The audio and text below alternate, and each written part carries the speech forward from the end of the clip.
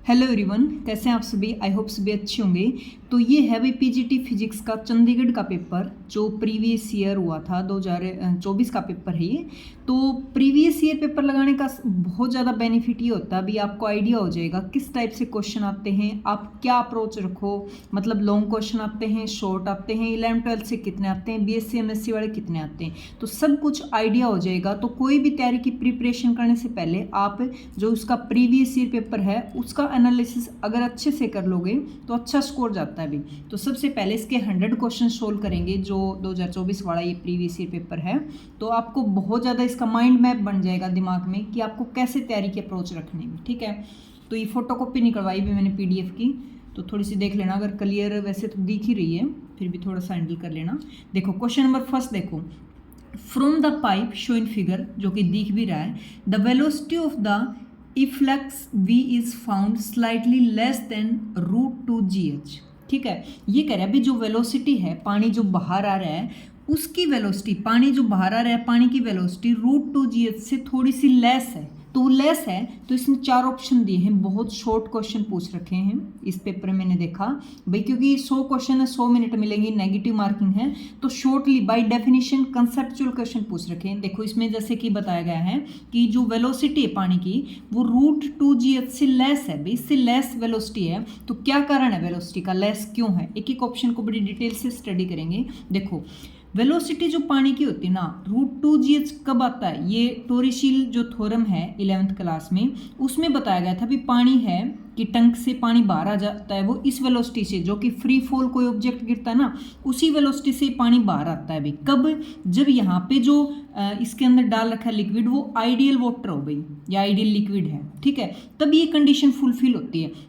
अब इसने कहा कि वेलोसिटी तो लेस है तो सीधी सी बात है वहां पे आइडियल जो इसमें डाल रखा है ये लिक्विड भर रखा वो आइडियल वाटर नहीं है भाई। एक बात तो ये यहाँ से पता चले। दूसरी बात भाई उसकी वेलोसिटी इससे लेस है तो कोई कारण रहा होगा, किसी ने रोका होगा उस वेलोसिटी को, तो कौन रोक सकता है। वो ऑप्शन में देखो सरफेस टेंशन, विस्कोसिटी, तो बी ऑप्शन इसका करेक्ट रहेगा भाई। विस्कोसिटी क्या होता है, विस्कोसिटी होता है पानी जो लिक्विड है उसके अंदर जो इंटरनल फ्रिक्शन होता है, ठीक है भाई, वही होती है विस्कोसिटी। जो लेयर्स जैसे कि खुद की लेयर्स के बीच में भी फ्रिक्शन फोर्स लगता है, जैसे कि हम सॉलिड में तो फ्रिक्शन यूज करते हैं जो अपोज करता है रिलेटिव मोशन का, but in case of fluid जो होते हैं गैसेस लिक्विड उसके अंदर विस्कोसिटी होता है। जिस तरह से सॉलिड में फ्रिक्शन फोर्स होता है वैसे ही लिक्विड में विस्कोसिटी होता है, जो लेयर के बीच में लगता है और सरफेस और लेयर के बीच में लगता है। तो यहाँ वेलोसिटी उतनी नहीं आ पाई, कम हो गई वेलोसिटी, √2gh से लेस हुई। तो क्या कारण रहा, क्योंकि इसके अंदर विस्कोसिटी विस्कस फोर्स लगा भाई, ठीक है, इसकी वजह से।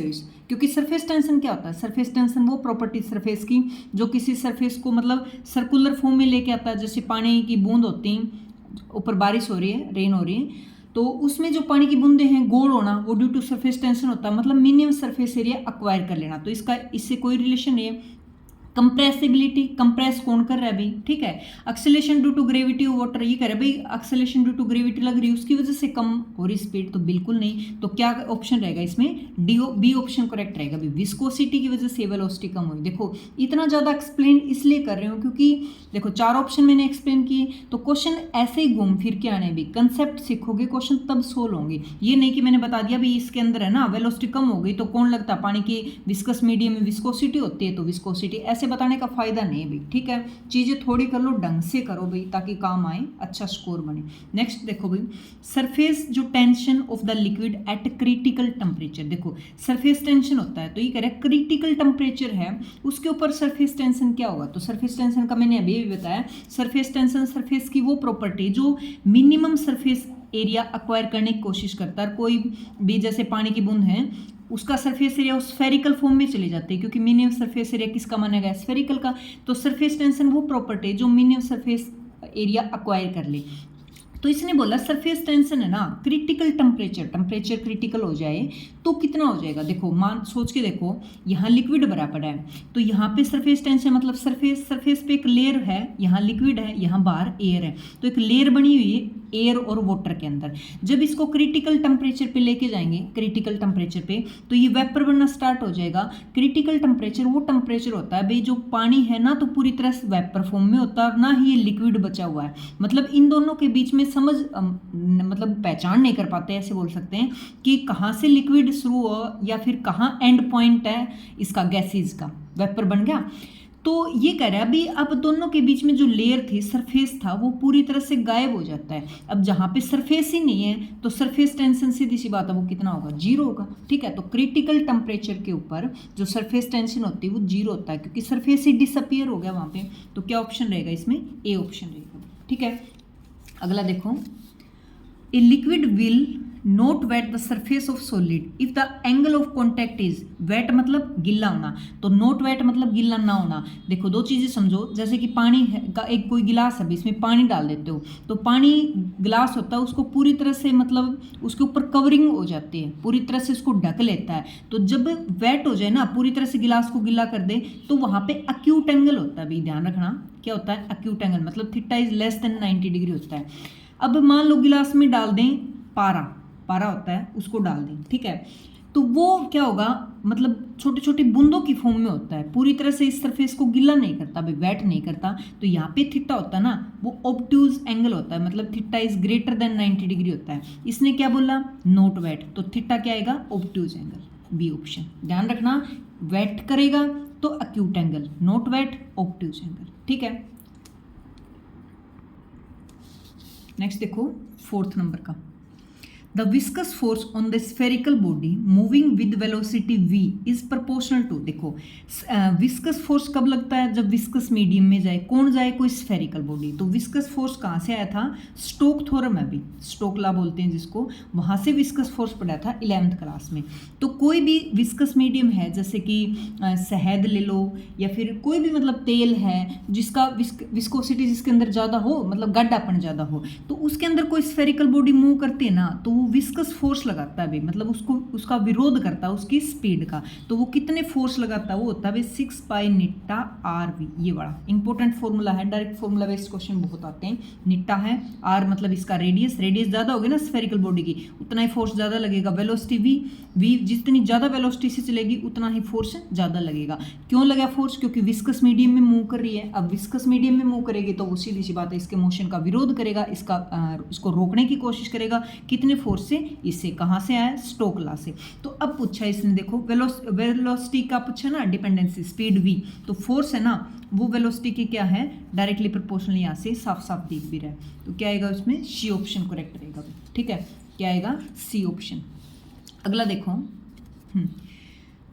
3 कैपेरलीज जो है ना, मतलब सिलेंड्रिकल फॉर्म में दे रखी ट्यूब, जिनकी लेंथ दे रखी भी L, 2L, 4L, रेडियस दे रखी R, 2R, 4R रिस्पेक्टिवली, तीनों की दे रखी, आर कनेक्ट इन सीरीज, उनको सीरीज में जोड़ दिया गया भाई। ठीक है, फिर कह रहा है ए फ्लूइड इज फ्लो थ्रू, उसके अंदर फ्लूइड फ्लो कर रहा है अभी। ठीक है, हॉरिजॉन्टल, हॉरिजॉन्टल मतलब ऐसे सरफेस पे रखी हुई है।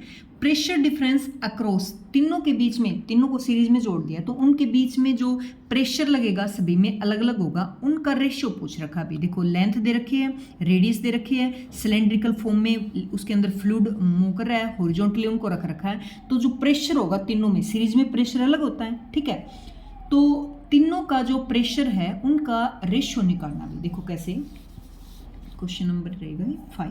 तो एक फॉर्मूला होता है भी क्यू का, क्या होता है, पाई आर की पावर 4 डेल पी मतलब प्रेशर और डिवाइडेड बाय 8 निट्टा एल, 11th क्लास में डायरेक्ट फॉर्मूला है। तो यहाँ से प्रेशर का क्या बनेगा, प्रेशर का बन जाएगा, इनको इधर ले जाओ तो 8 निट्टा L Q divided by pi R की पावर 4। हमें तो प्रेशर चाहिए, तो यहाँ से देखो लेंथ और रेडियस दे रखी है, तो इसकी डिपेंडेंसी सिर्फ लेंथ और रेडियस वाली ले लो, बाकी छोड़ दो। ठीक है, तो फर्स्ट के लिए निकालेंगे डेल P1, तो लेंथ फर्स्ट में फर्स्ट दे रखी है, आर भी 1 दे रखी है, तो ये आ गया 1। एक बार देख लेते हैं, 1 1, हाँ सही है। अगले में 2 और 2, डेल P, इसमें ये 2 दे रखी है और ये वाली भी 2, तो 2 का क्या हो जाएगा, स्क्वायर। ठीक है, ये भी 2 दे रखी है लेंथ और ये रेडियस 2, तो ये हो जाएगा, कट जाएगा तो ऊपर 2 है, नीचे कितना आएगा 8 ना, 2 की पावर कितनी थी, अच्छा 4 है, 4 पावर है अभी 4, तो 8 नहीं आएगा, फिर तो एक पावर कट जाएगी तो 1/8 बच गया। ठीक है, ऐसे डेल P3 निकालोगे, एक बार देख लेते हैं कितना दे रखा है, 4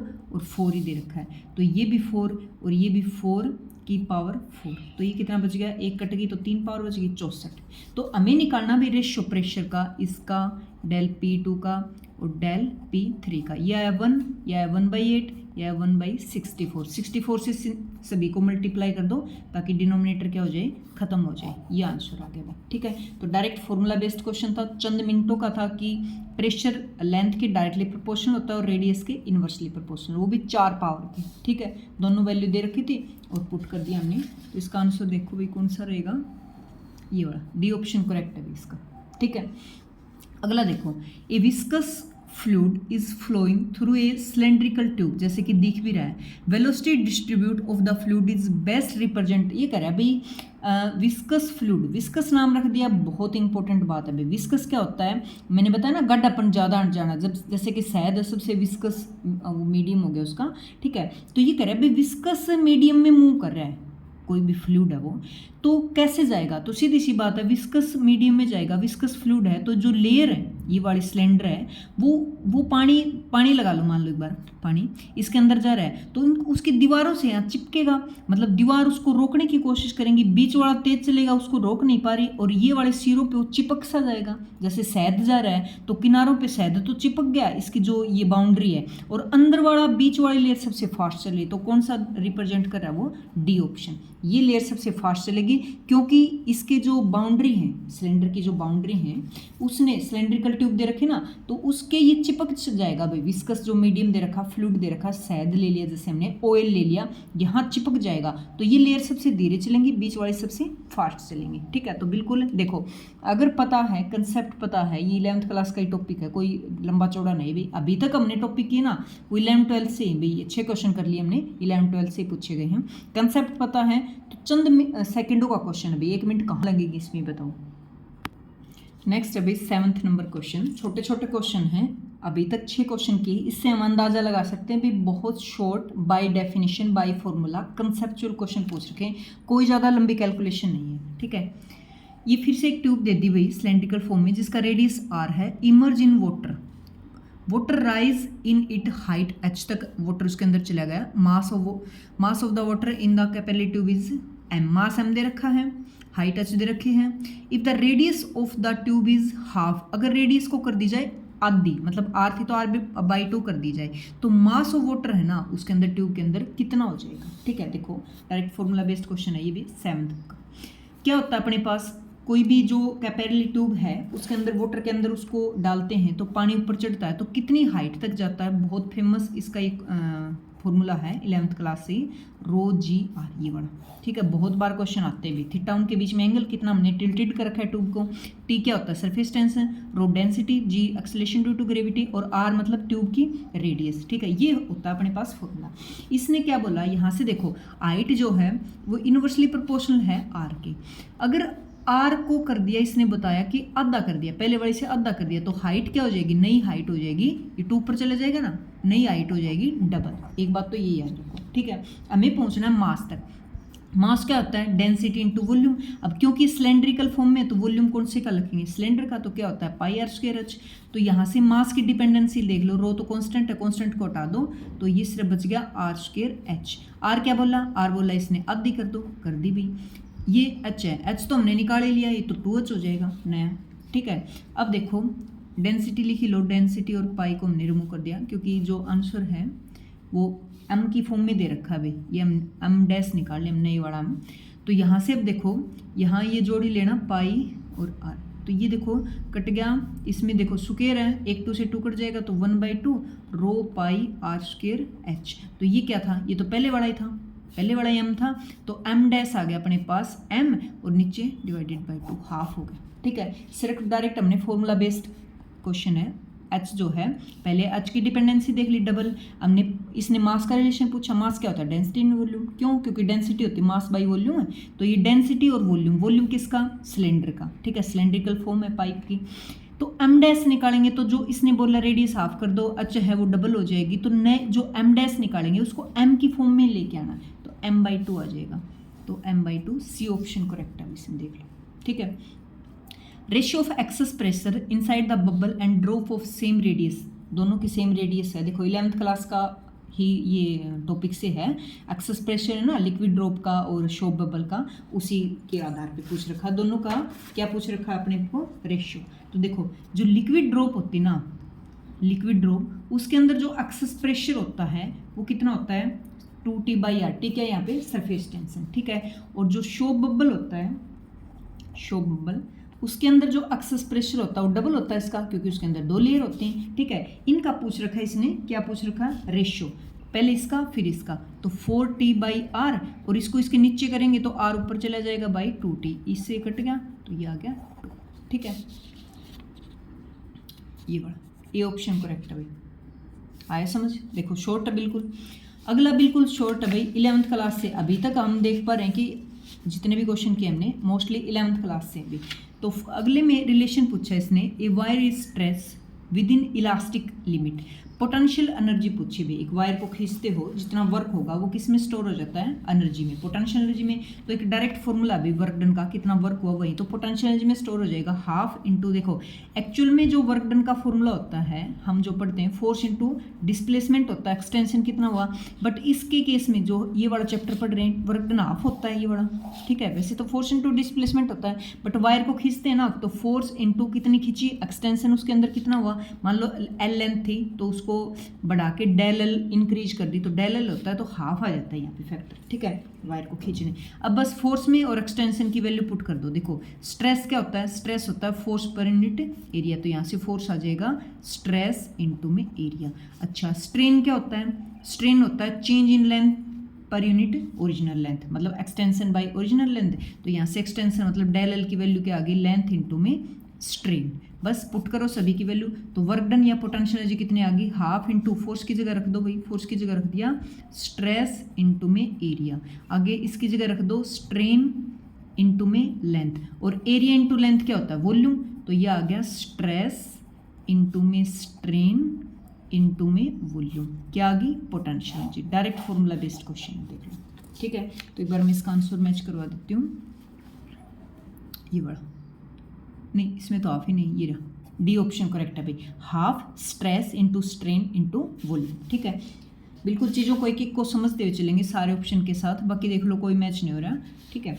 10th क्वेश्चन बहुत ही आसान है, डायरेक्ट एक मतलब क्या बोलेंगे डेफिनेशन के ऊपर दे रखा है ये वाला क्वेश्चन। देखो velocity of a liquid following in a tube, cross section area A दे रखा, उसकी वेलोसिटी v है, तो इक्वेशन होती है a इंटू वी कॉन्स्टेंट। तो ये किसकी इक्वेशन होती है, साफ साफ दिख रहा है, इक्वेशन ऑफ कंटिन्यूटी होती है, जो बर्नौली थ्योरम वाला चैप्टर 11th क्लास का। तो a इंटू में वी कॉन्स्टेंट होती है, ये किसकी इक्वेशन है, इक्वेशन ऑफ कॉन्टिन्यूटी का, ठीक है। और एक होती है अपने पास कौन सी, बर्नौली थ्योरम की जो इक्वेशन होती है वो क्या होती है, pressure energy half rho v square plus में rho g h is equal to constant.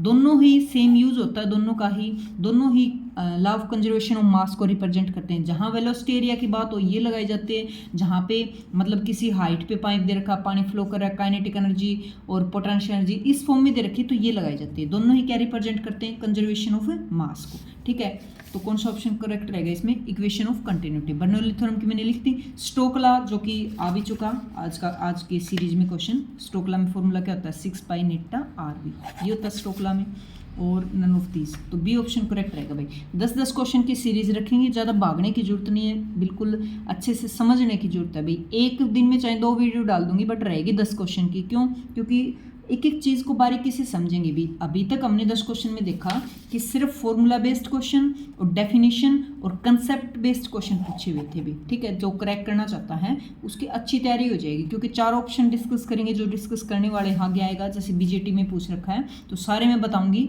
कि इसमें क्या होता है, ये कब होता है, ये कौन सी बायसिंग में कौन सा होता है। तो उससे बहुत एक क्वेश्चन से 4 क्वेश्चन तैयार हो जाएंगे, तो बड़ी आसानी से। क्योंकि ये देख लो भाई, बाकी जो कंपटीशन एग्जाम में देखते हैं हम अदर स्टेट के, तो मतलब थोड़े से लंबे भी देते हैं, लॉन्ग क्वेश्चन मिलते हैं। यहाँ पे बहुत ही शॉर्ट क्वेश्चन है बाय डेफिनेशन, तो आराम से बहुत अच्छा स्कोर ले सकते हो। तो जुड़े रहें भी अगर आप तैयारी कर रहे हो फिजिक्स पीजीटी फिजिक्स की, और चैनल को सब्सक्राइब जरूर कर ले, वीडियो को लाइक और कमेंट करना ना भूलें भाई। थैंक यू, मिलते हैं नेक्स्ट वीडियो में।